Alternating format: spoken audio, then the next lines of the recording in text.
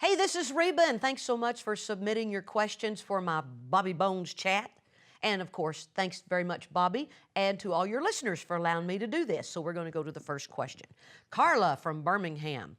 How many of the songs from Love Somebody, that's my new album, will you be performing at the Grand Ole Opry? I'll be there. Oh, great, Carla. Glad you are.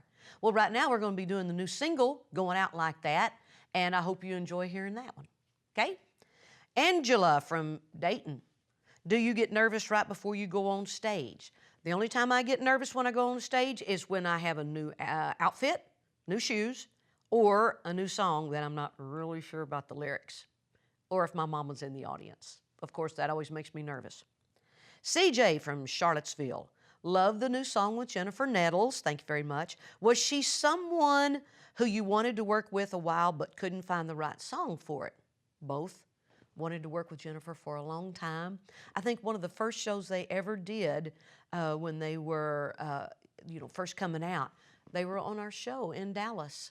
So I've loved their sound. I've loved Jennifer Christian as the duo, and I love Jennifer as in her single career, doing a great job. And I hope you guys love our song together called Enough. She's perfect for that. Wendy from Mechanicsville. What's the last song or album that you listened to that wasn't one of your own? Oh, it'd have to be Kelly Clarkson's off her new album, Piece by Piece. And the song I love the most is the song Piece by Piece. Love that song. Love the whole album. Pat from Dayton. What ringtone do you have for your cell phone? I don't have one. It's the same old thing that came with the phone. Nicole from Scotland. How did you come up with the title Love Somebody for your new album? Well, of course, it is one of the songs off the album, Love Somebody, but I just thought that was the most positive title that we could come up with. Love Somebody. It's a great message. Abbey from Iowa. Which do you prefer, Facebook or Twitter? Well, what I do is, and how we have it set up here at Starstruck, I go on Instagram and I post a picture and I talk about it. And that goes to Facebook and then Twitter. And then I like to go in Facebook and see the comments. Then I go in Twitter and I communicate with everybody what they're thinking about and how they're responding. So, man, it's a throw-up tie, three-way. Instagram, Facebook, Twitter. I love all of them. And I love you guys responding to me, too.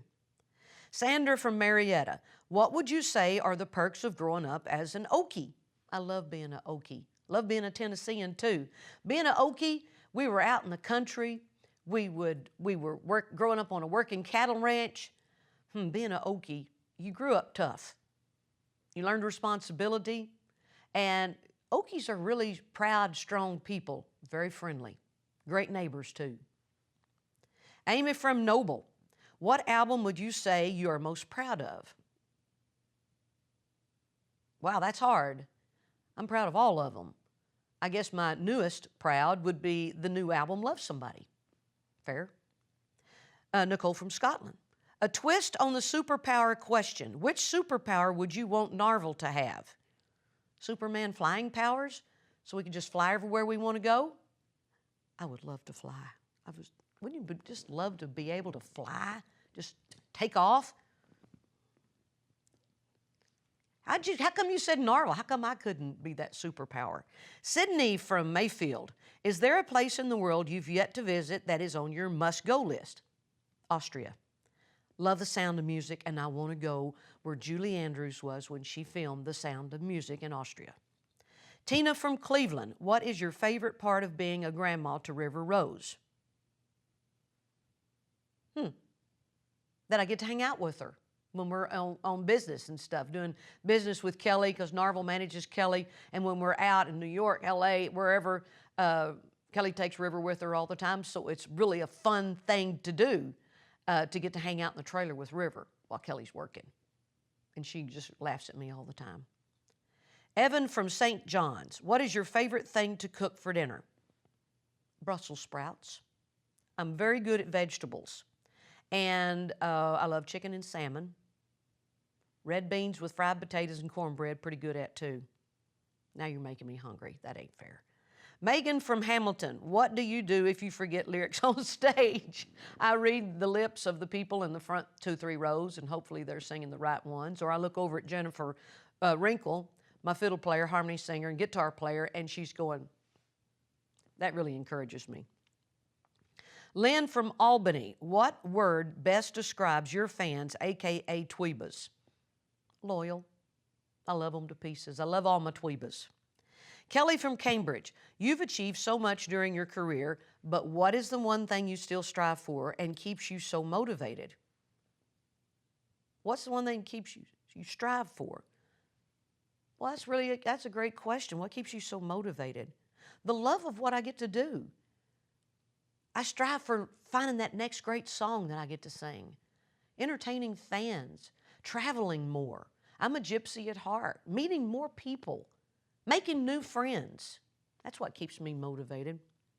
Haley from Austin, what type of music is on your iTunes playlist? Everything from Bruno Mars, Leanne Womack's new album, which is so country and I absolutely love it, Kelly Clarkson's new album, Randy Houser, Dustin Lynch. Of course, I've got Tina Turner and the Eagles and Little Big Town, Little River Band. An eclectic group of songs, yeah. David from San Diego, will you do a music video for Enough? Bet your boots. Now we got to get the schedules correct so Jennifer and I can be there and do it and talk about it, and that'll be fun. Got to talk about catering too, because that's big. Kathy from Daytona Beach, what song off of Love Somebody is the most personal to you?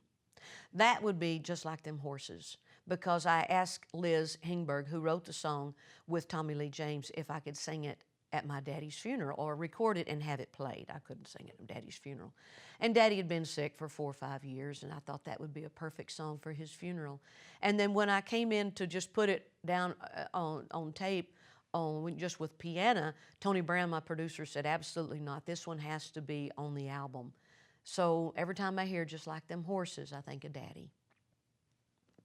Morgan from Saginaw, where's your favorite place to tour? That's hard. But since we are going to Vegas this summer, I'm going to say Vegas. Who wouldn't love to go to Vegas? Y'all come see us in Vegas. It's Brooks and Dunn and Reba at Caesars. It's going to start in June. Then you can go shopping and go eat at great restaurants and go see shows, gamble, but you got to come see our show, okay? Geraldine from Tuba City.